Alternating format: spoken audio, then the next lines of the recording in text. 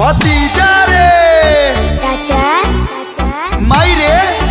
मेरी मम्मी इधर है। तो मौसी किधर है? आ ले लो चला भागे आले हमरा बहन के खोज डालो। ए भौजी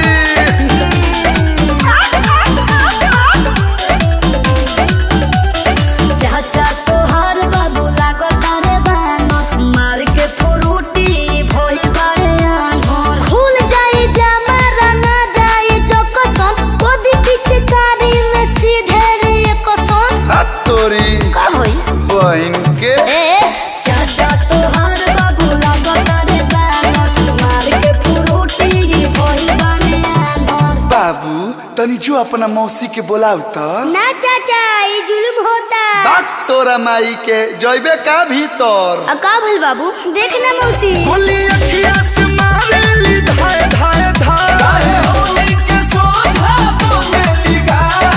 हे बेटा तोरा माई के गोलियां छुए में आए मौसी के गोलियां आए हाय हाय। माई के गोलियां छुए में आए अच्छा मौसी के गोलियां आए हाय हाय।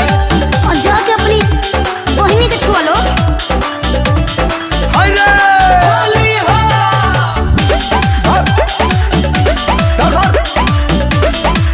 अरे बबुआ रे देख तारी रंग जब लाला का पियर का जाने काहे बाबू भागो तारी फारा का हम में काट लागल बा। ना चाचा रुआ बदतमीजी करले तोर चाचा रे बबुआ आधा रंगले कब पाछा ढेर बोल तारे बड़ होके बच्चा कब पूछस न पिए के चाय चाहे चाय।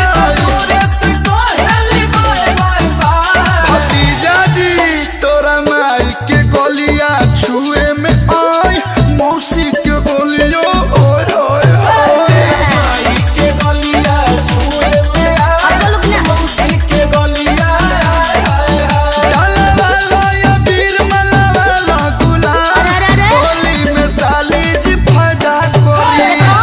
लाया पीर वाला वाला गुलाल होली में साली जी फायदा करी। ना बाबू जाए दो हमर घटे ठीक बा।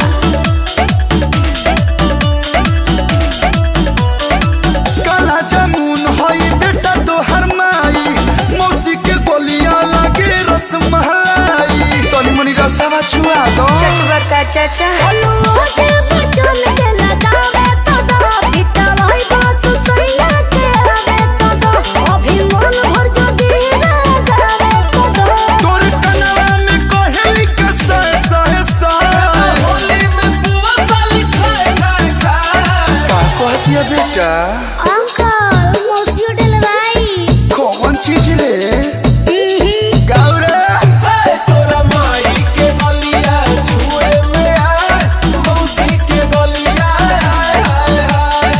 नहीं मने ना लगा ले लेकिन छोड़ा दे।